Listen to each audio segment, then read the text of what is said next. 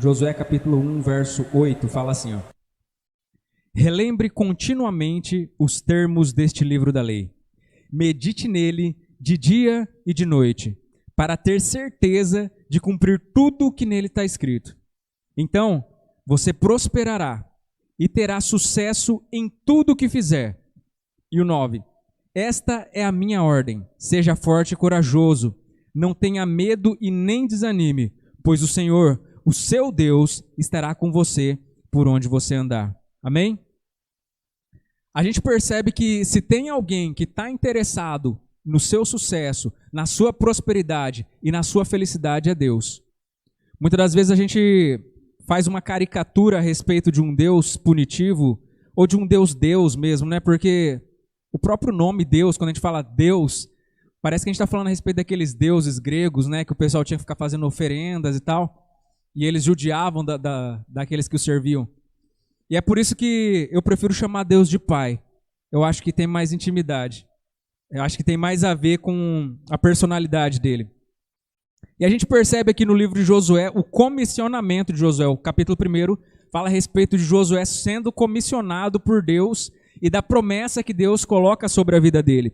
E eu quero estar usando esse mesmo texto para estar falando a respeito desse condicionamento, dessa reprogramação que Deus ele estabelece aqui no verso 8, para que nós possamos acessar o finalzinho do verso aí, que ele fala, se você fizer tudo isso daqui que eu acabei de falar, então você prosperará e terá sucesso em tudo o que você fizer.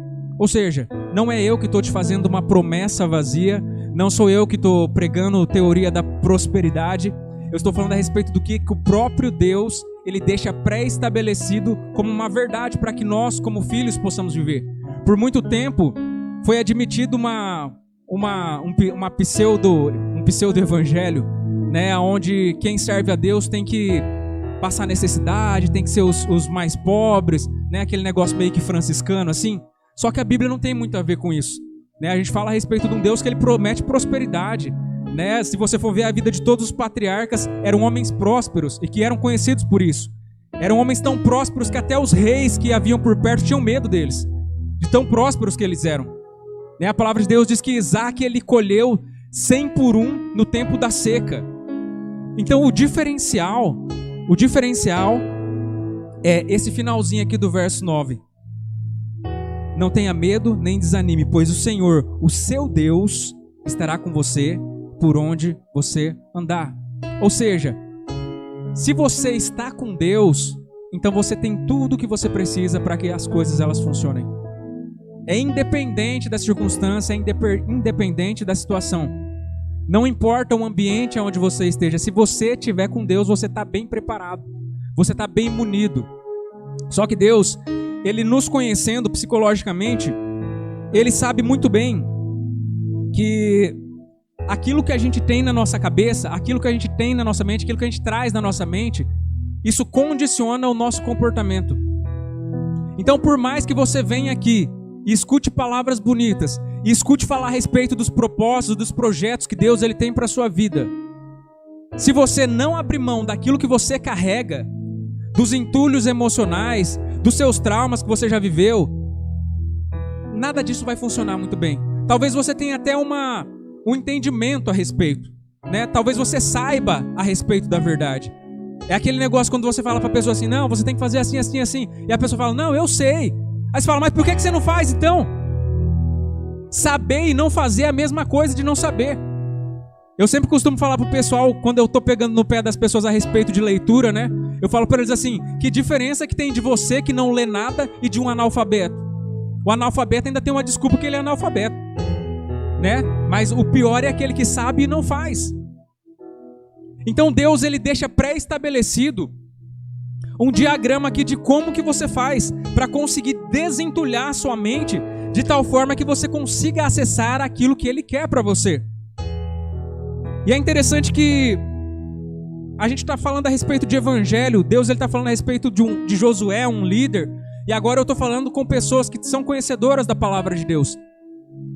E eu não estou falando para você que você não é salvo, eu não estou falando que você não conhece a Deus, que o sangue de Jesus ele não te alcançou, mas eu estou falando que existem áreas da sua vida que você precisa ainda ser liberto, que você precisa abrir a porta para que ele possa entrar.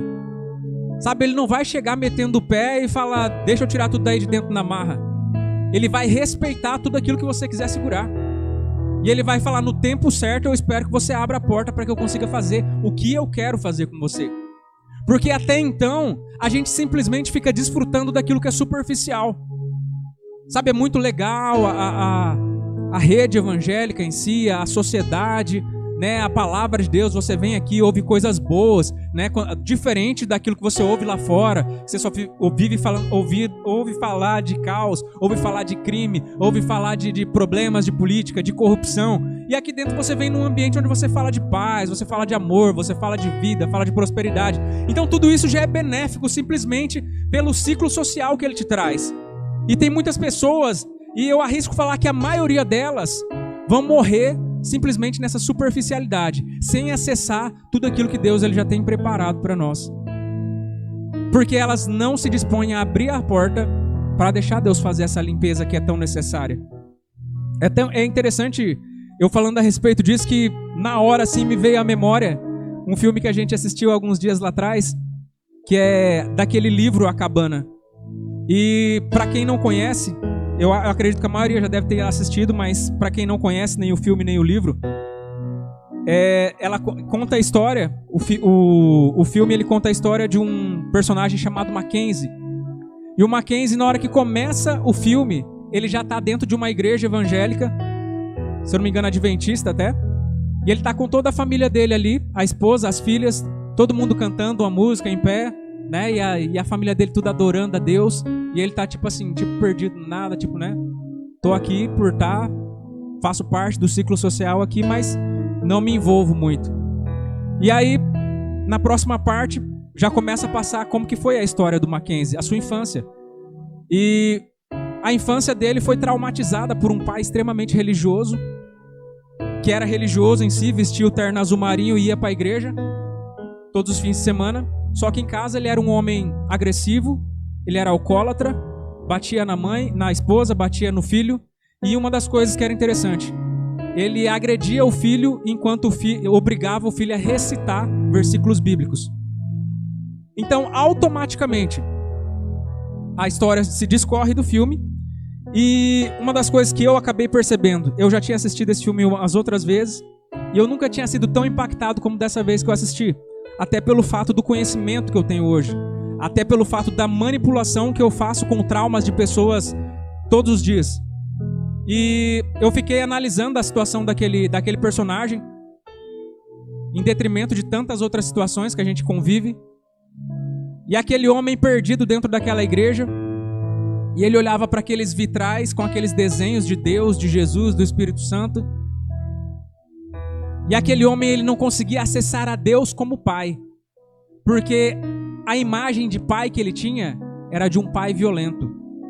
Ele não conseguia se relacionar com Deus, porque a imagem que ele criou de Deus, já que Deus é pai, Deus é um Deus punitivo. Então tudo que se relacionava a Deus para ele, por mais que ele fizesse parte do ciclo evangélico, ele imaginava que Deus era esse Deus violento, esse Deus punitivo, inacessível, que era o Deus da esposa dele, das filhas, mas não dele. E no desenrolar do filme, a situação dele acaba piorando quando a sua filha mais nova é assassinada. E aí começa esse processo de transformação, onde ele tem um encontro com Deus. Ele tem um encontro, uma visão de Deus. E o que mais interessa para nós hoje aqui, quando ele se depara com Deus, Deus não é um homem, Deus é uma mulher. E ele fala para Deus assim, mas eu imaginei que você fosse um homem, né, de barba branca, velho. E aí Deus fala para ele assim, eu me apresento para as pessoas de uma forma que mais se assemelha com aquilo que elas esperam. Porque nas entrelinhas, se elas se apresentassem como um homem, ele fugiria dali. Porque o homem, o pai para ele, era esse homem violento, agressivo. E muitas das vezes as pessoas elas vivem dessa mesma forma. Só para que você consiga entender aonde eu estou querendo chegar. Por mais que nós sejamos salvos, por mais que nós vivamos nesse ambiente de igreja, nós carregamos dentro de nós situações que nós vivemos lá no nosso passado. Histórias, decepções, frustrações, tudo isso está dentro de nós até hoje. por mais que nós tenhamos conhecido a Deus, por mais que Ele tenha nos concedido salvação. E essas coisas, elas são determinantes para a maneira como a gente se comporta hoje. O meu passado, ele determina as escolhas e as decisões que eu faço hoje. Então, quando você chega aqui no ambiente igreja, automaticamente a sua mente, ela vai buscar tudo que tem relacionado com igreja na sua vida. Sejam elas coisas boas ou sejam elas coisas ruins. Então, se você já tem fatos negativos relacionados com igreja, por mais que você tenha vindo aqui amarrado, sem querer vir, e às vezes o culto está até bom, você está até batendo o pezinho assim, sabe, como se seu corpo estivesse gostando, mas na sua mente você fica falando, isso não é verdade, são manipuladores, e a sua mente, ela começa a liberar aqueles lapsos de negatividade para não permitir que você venha se liberar para esse mundo, porque esse mundo já te feriu, isso já te machucou. Então é como se houvesse uma luta a respeito do seu presente de hoje, da verdade que você está conhecendo hoje e daquilo que você já viveu anteriormente quando você não tinha capacidade para conseguir codificar toda essa situação e modificá-la. E aí o que acontece? Como a nossa mente, ela é padronista, ela toma decisões no piloto automático para tentar gastar o mínimo de energia possível. Ela fala, eu tenho mais experiências negativas com isso do que experiências positivas. Então, mais uma vez, eu vou dar um não para isso daqui. E é mais ou menos desse jeito que a gente funciona. Nós temos esses entulhos mentais que eles acabam deixando uma incapacidade de que nós venhamos acessar isso que Deus ele tem nos concedido. Então, aquilo que você pensa, você acaba sentindo. E isso que você sente determina o seu ânimo. E automaticamente, à medida que o seu ânimo se altera, também se altera o seu comportamento e as escolhas, as decisões que você faz.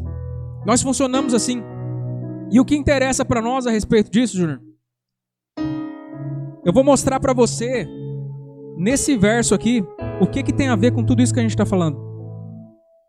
É interessante que o autor ele faz questão de colocar aqui 3 chaves para que a gente consiga decodificar essa chave em si que Deus está entregando aqui e reprogramar todo esse lixo mental que a gente tem dentro de nós para que a gente possa acessar essas verdades que Deus está nos entregando.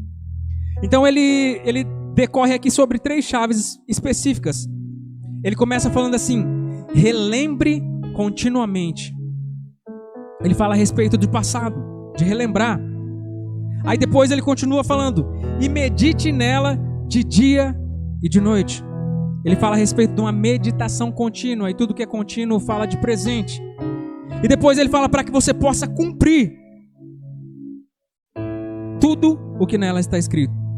E quando ele fala de cumprir, ele está falando a respeito de materializar tudo aquilo que você pensa em ações. Então são 3 chaves específicas que Deus ele coloca aqui. E se você ainda não conseguiu entender, se você ainda não teve o discernimento para conseguir a aplicação disso aqui, nós agora, nesse exato momento, nós estamos operando nesses mesmos 3 itens aqui. No presente, no passado e no futuro. Eu estou falando aqui com você a respeito de coisas do passado. Eu estou falando com você a respeito de um esboço que foi produzido que não é de hoje. Eu estou falando para você a respeito de informações que eu carrego muitas das vezes de alguns anos atrás, talvez da faculdade, talvez de experiências, talvez de testemunhos que eu já vivi ou convivi. Então eu estou falando para você a respeito de passado, mas nós estamos vivendo aqui em presente. Nós estamos sendo condicionados no aqui e no agora. E nós estamos automaticamente falando a respeito de como você acessar essas bênçãos para o seu futuro. Então, em outras palavras, o que Deus está falando para nós aqui é uma maneira que nós possamos sarar o nosso futuro, condicionar o nosso presente e acessar aquilo que Ele tem para o futuro para nós. Ele está trabalhando em todas as áreas da sua vida. Ele está trabalhando em todas as áreas da sua vida.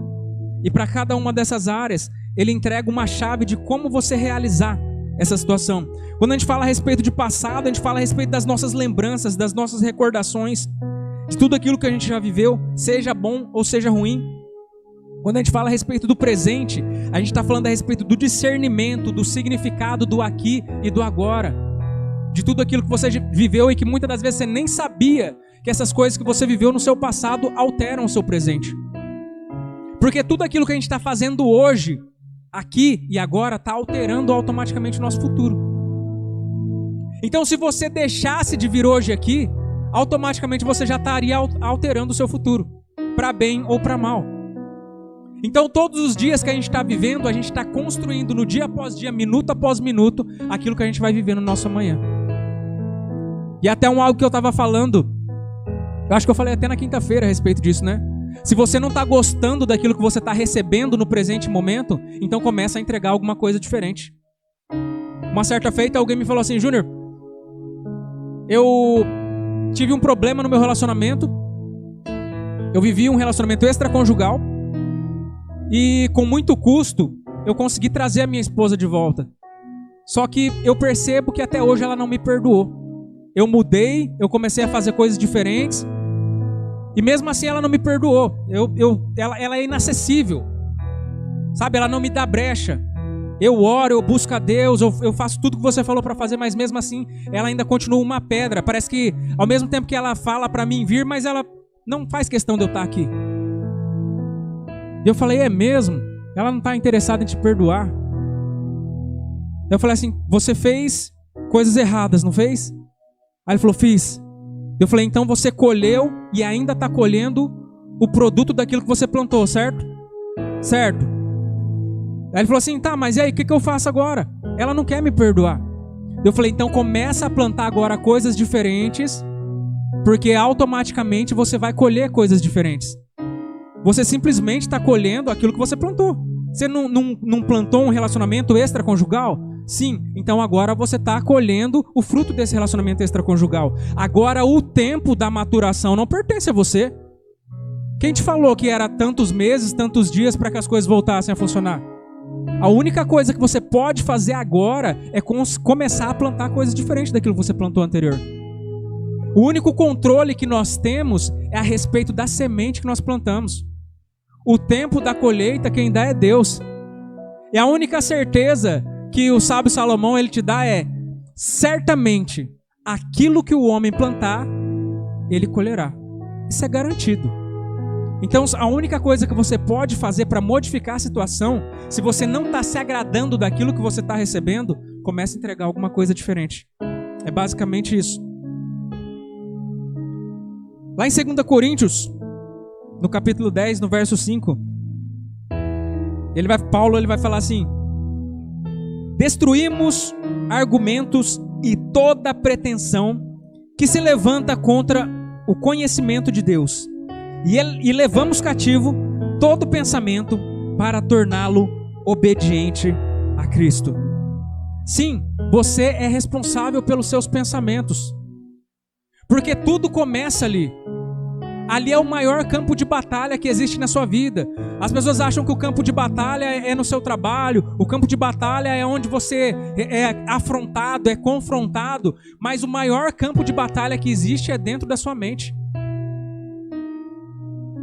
Né? Naquele livro A Arte da Guerra, ele fala assim: se você já sai para a guerra pensando que você vai perder, então você já perdeu.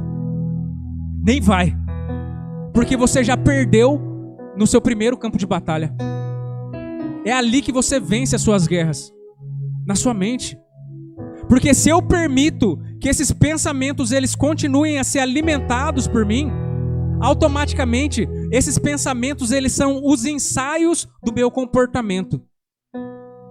Os meus pensamentos são um ensaio dos meus comportamentos. Tudo aquilo que você fala, por mais que seja da boca para fora, repetidas vezes, uma hora vai se tornar real. Uma hora vai se tornar real. Por mais que você fale: ah, Júnior, mas eu falava isso da boca para fora.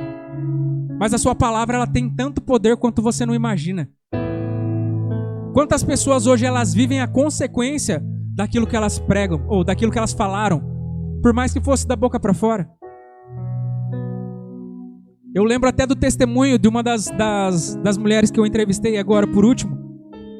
E ela falou para mim que quando ela estava vivendo uma situação de divórcio com o marido dela. Ela estava grávida.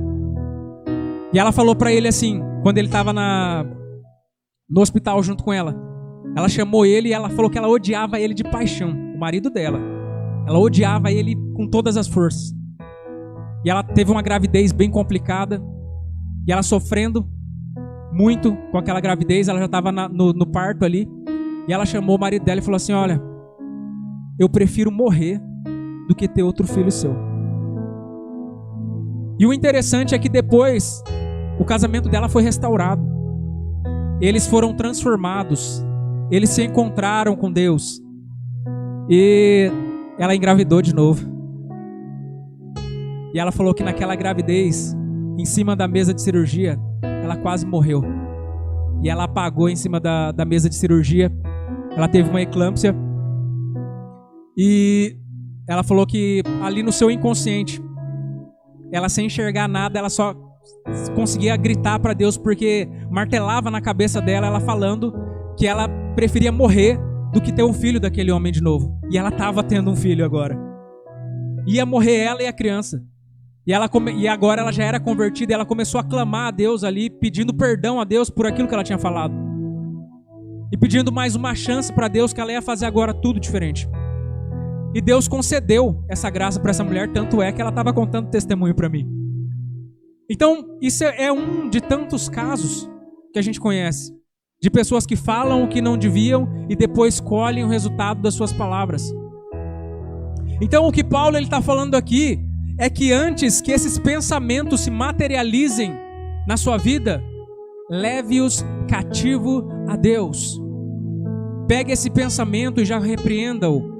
Comece a mudar a situação. Se você está enxergando coisas que muitas das vezes não existem, se você está falando que as pessoas estão falando de você coisas que muitas das vezes não são reais, não alimente isso. Comece a alimentar algo totalmente diferente. Comece a alimentar o quanto você é amado por Deus. Não se importe com o que as pessoas elas estão falando ou o que você acha que elas estão falando. Não se importe com a situação que você está passando em detrimento de determinada pessoa, porque às vezes nem é por causa dessa pessoa, mas você colocou na sua cabeça que é. Então não se mate por causa de outras pessoas. Leve perante Deus cativo todos os pensamentos que te afastam dele. Porque de uma forma ou de outra, quando você adquire uma raiz de amargura, aquela raiz é sua. Ah, Júnior, eu não consigo liberar perdão para aquela pessoa que me ofendeu. Deixa eu te contar um segredo. Às vezes aquela pessoa que te ofendeu, ela está vivendo a vida dela maravilhosamente, e a última coisa que ela imagina na vida dela é que você tem alguma coisa contra ela. E mesmo que saiba, não está afetando em nada. Mas quem está morrendo é você. Quem está sendo impedido por causa de tanto entulho que você está guardando dentro de você é você mesmo. Quem está com a vida travada, parada, bloqueada é você.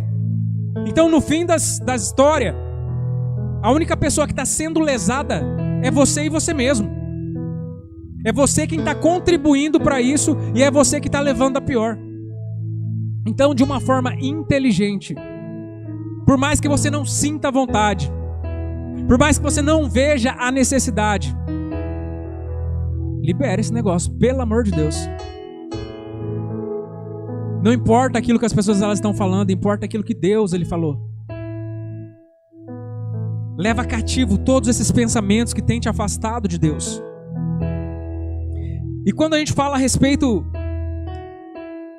dessa carga, dessa mochila de pedras que a gente joga nas costas e sai carregando, tem muito a ver com a questão da maneira como a gente se alimenta. E do que a gente se alimenta. Eu sempre falo a respeito da queda do homem, né? Já começa falando a respeito disso.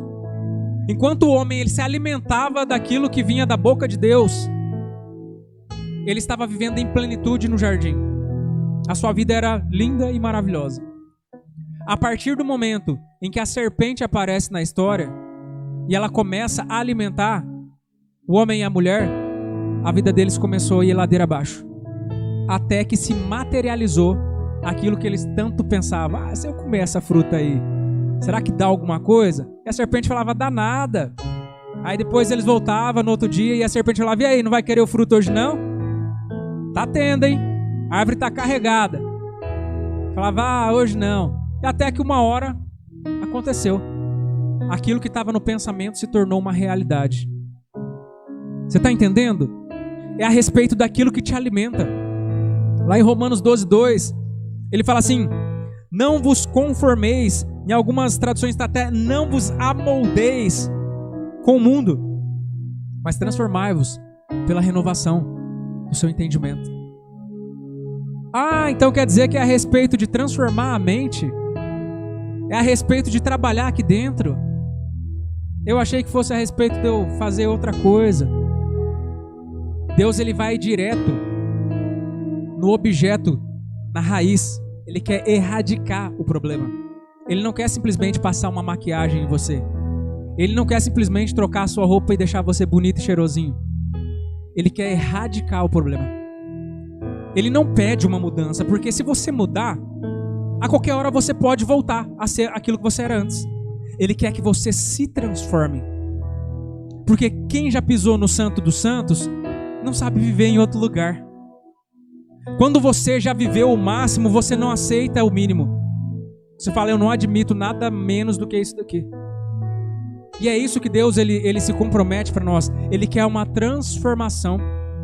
Quando ele fala a respeito de se amoldar, de se conformar, de ficar no padrão, no molde do mundo, ele está falando a respeito daquilo que você se alimenta.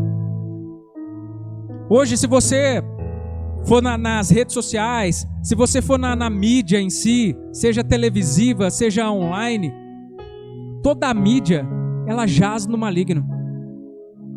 Se você for nos livros, a grande maioria jaz no maligno. Se você for na cultura, no sistema educacional, grande parte dele jaz no maligno. Então não tem para onde correr. Aquilo que Deus ele estabelece se torna padrão até os dias de hoje. E aquilo que ele fala é: medita de dia e de noite nas palavras desse livro. Porque são as palavras desse livro aqui que te livram desse mundo de morte. Sabe quando a Bíblia fala assim, jaz no maligno? Ele está fazendo uma referência à lápide que você vê lá no cemitério. Aqui jaz fulano de tal. Então quando ele fala a respeito de que o mundo jaz no maligno, ele está falando a respeito de um mundo morto. Esse mundo já está morto nos seus delitos do maligno. E quando a gente fala de mundo hoje, ele contempla todo esse sistema. Todo esse sistema globalizado, que é tudo interligado. Então se eu me alimento daquilo que o mundo ele me entrega, ao invés de eu estar sendo liberto, eu estou simplesmente me entulhando mais ainda. Eu estou impedindo qualquer possibilidade de que Deus ele consiga fazer o que está sendo prometido aqui em Josué. Entendi? Eu mesmo estou inibindo essa possibilidade. Então sim, o melhor detox que você pode fazer na sua vida é começar a tirar as coisas que jaz no maligno da sua vida. Sabe aquela história dos dois lobos que estão lutando dentro de você? Quem que vai sobreviver no final? Aquele que você alimenta. Então não tem como coexistir a presença de Deus na sua vida, a prosperidade de Deus na sua vida e o mundanismo ao mesmo tempo. Eu posso ser mundano e eu posso ser de Deus, mas eu não posso ser as duas coisas ao mesmo tempo. Ou eu medito de dia e de noite na palavra de Deus, ou isso se torna o meu ponto de referência, ou então eu estou vivendo conforme aquilo que o mundo me dá para comer. Ou eu me assento na mesa dos improváveis, ou eu me assento na mesa dos demônios. É basicamente assim. Sabe, não tem muita escolha para você fazer. Não dá nem para se perder com relação a isso. Ou você vai por um ou você vai por outro. Então nós precisamos começar a colocar em pauta se aquilo que nós temos vivido, se aquilo que nós temos visto, porque nós se alimentamos tanto por aquilo que a gente vê, quanto por aquilo que a gente ouve, quanto pelo ambiente no qual a gente se encontra muitas das vezes. Ah, Júnior, mas eu não participo, mas você está lá no meio deles. Quando você menos esperar, você está falando igual eles. Quando você menos esperar, você está compartilhando das mesmas atitudes que eles. Você lembra de Isaías? Isaías falou assim: ai de mim, Senhor, porque eu sou um homem de impuros lábios. E depois ele entrega o ouro e fala assim: porque eu habito no meio de um povo de impuros lábios. Então você é o reflexo dos lugares por onde você habita. Ou você é cauda, ou você é cabeça. Lembra do lema da Revolução Francesa lá? Ou você conduz, ou você é conduzido. Ou eu tenho a estrutura o bastante, eu estou revestido da palavra de Deus, para que eu consiga adentrar a esses ambientes e ser influência para essas pessoas, ou então é melhor eu nem entrar. Porque tem pessoas que falam: não, eu preciso estar nesse ambiente porque eu sou a luz naquele lugar. Só que está mais para as pessoas te apagar do que para você clarear alguma coisa. Nessa força toda que você está aí. Então, muitas das vezes, se eu não estou com a competência toda para isso, é melhor eu fugir do diabo. Porque eu vou resistir ao diabo só se eu estiver debaixo da graça de Deus. Aí ele foge de mim. Agora, se for o oposto, se eu não estou cheio da graça de Deus, da presença de Deus na minha vida, se eu não estou me alimentando daquilo que Deus está me entregando, então nem adianta eu ir. Fica no seu canto aí que você está protegido. Então nós precisamos tomar as nossas decisões, sair de cima do muro, fazer a interpretação do agora a respeito da maneira como nós temos vivido. Porque eu falo que eu tenho fé, mas o meu comportamento está de acordo com aquilo que eu falo? A maneira como eu vivo, o posicionamento que eu tomo, tem a ver com aquilo que eu estou pregando? Ou são só palavras vazias? Ou eu recito muito bem versículos, mas na hora de vivê-los aí é totalmente outra história. A palavra de Deus, o evangelho em si, ele é uma palavra de vida. Não é simplesmente uma igreja, não é uma religião, é uma forma de vida. Deus, ele quer afetar a sua vida. Deus, ele quer transformar a sua vida através da palavra dele. Se a palavra dele não está te confrontando, não está te transformando,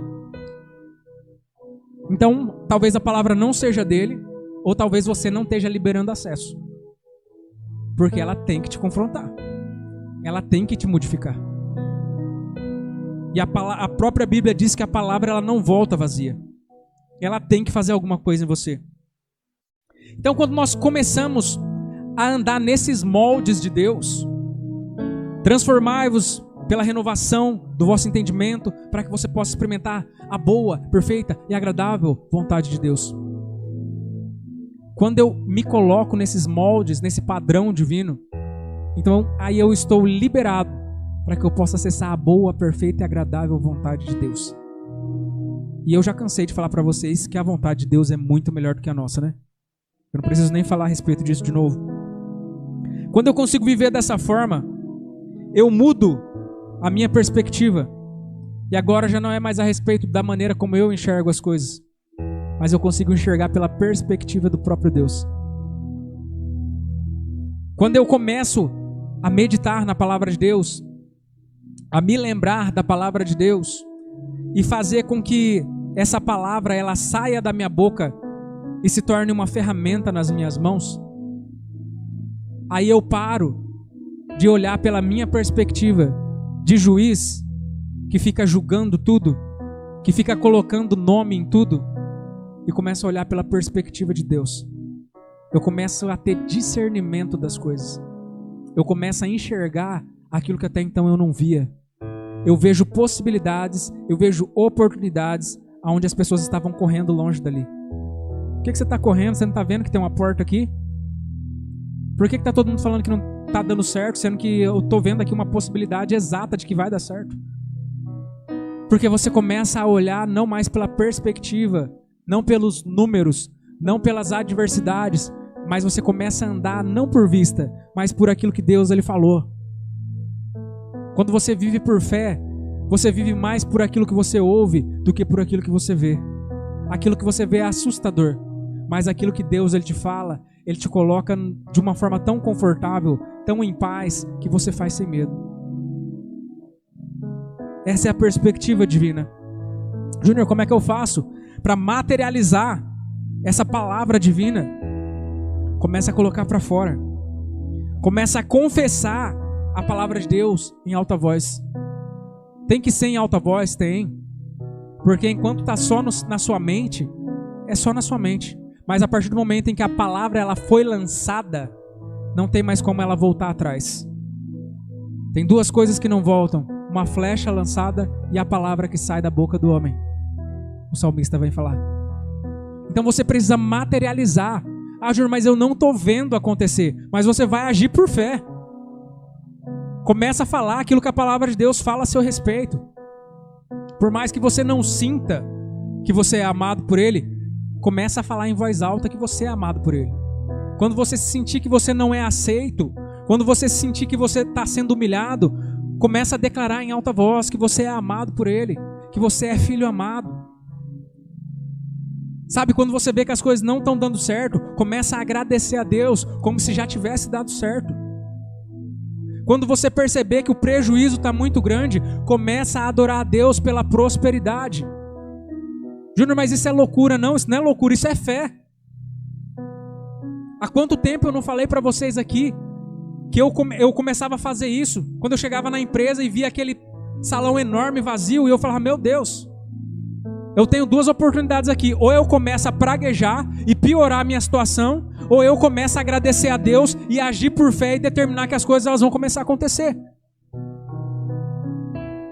E hoje eu posso viver o fruto das minhas palavras. Hoje eu ando em cima daquilo que um dia foi simplesmente uma palavra lançada. Júnior, qual que foi o segredo? Como você conseguiu atingir essa situação? No meio de uma crise, no meio de uma pandemia, como que você conseguiu, enquanto as pessoas estavam correndo, fugindo da cidade, você começou a ter um crescimento? Como que você conseguiu isso? Qual que foi a ferramenta que você usou? Eu comecei a andar em cima da palavra de Deus. Eu comecei a determinar aquilo que eu não via. Eu comecei a trazer à existência aquilo que não existia. E agora existe. Aquilo que Deus ele estabelece para você já existe. Porque Deus ele não anda no meu e no seu tempo. Você está chorando muitas das vezes, falando, ai Deus, olha só a minha situação, minha família toda derrubada, e você chorando. Só que Deus ele não anda no nosso cronos. Ele não está preso dentro das suas 24 horas. E você fala, não dá tempo mais. E Deus ele já está lá na frente, vendo a situação toda resolvida. É por isso que Ele nem gasta tempo chorando junto com você. Ele só fica esperando o time. Ele fala assim, agora ele vai cair na real. Agora ele vai cair na real. Agora ele vai cair na real. Até que uma hora ele acerta. A gente precisa se mobilizar segundo as nossas necessidades. Eu estou sendo apertado, Júnior. Eu estou numa situação que eu estou me sentindo encurralado. Então começa a abrir porta onde não tem aí, meu querido. Começa a trazer existência onde não tem, aquilo que ainda não existe. Começa a exercitar a palavra de Deus na sua vida. Não fica esperando o pastor liberar uma profecia sobre a sua vida, não, porque mais profecia do que já foi liberada, eu não sei para que você quer mais uma. Se o pastor chegar a falar para você, é sinal de que você está demorando muito. Vai ser para puxar a sua orelha de tanto que você está demorando. Porque falar, ele já falou. O problema é que muitas das vezes nós estamos tão insensíveis que nós não conseguimos nem perceber o que Deus está falando para nós. Então nós precisamos começar a trazer à existência as palavras, precisamos começar a confessar essas palavras em alta voz. Foi Ele quem me disse que eu ia prosperar. Foi Ele quem me disse que eu ia ter sucesso em tudo que eu coloco a mão. E se você perceber, existe uma semelhança muito grande com o Salmo 1. Josué 1:8 fala a mesma coisa que o salmista fala lá no Salmo 1. Bem-aventurado é o homem que não anda segundo o conselho dos ímpios, não se assenta na roda dos escarnecedores e nem se detém no caminho dos pecadores, mas ele é como uma árvore plantada junto de um ribeiro, que na estação certa dá o seu fruto e suas folhas não secam. E aí chega na parte que é mais interessante, ele fala assim, e tudo que ele colocar a sua mão prosperará. Mais uma vez validando tudo aquilo que a gente acabou de ler aqui. Você está entendendo? Isso é uma verdade bíblica. Eu não estou fazendo doutrina de um verso, não. Isso é uma verdade bíblica. Relembre continuamente os termos deste livro da lei e medite nele de dia e de noite, para ter certeza de cumprir tudo que nele está escrito. Então você prosperará e terá sucesso em tudo o que fizer. Tudo que você liga no céu, automaticamente já está ligado na terra. É basicamente assim. Ah, Júnior, mas eu não tenho as ferramentas necessárias. Você já tem tudo que você precisa. Você já tem tudo que você precisa. Você não precisa de mais um investidor, você não precisa de mais um cliente, você não precisa de mais um sócio, você não precisa de uma aceitação de uma pessoa, você não precisa de um sim, você já tem tudo o que você precisa. Você só precisa ligar no céu aquilo que você tanto fala aqui na terra, para que isso se torne uma realidade na sua vida. Amém? Você pode ficar de pé aí? Aleluia, Deus.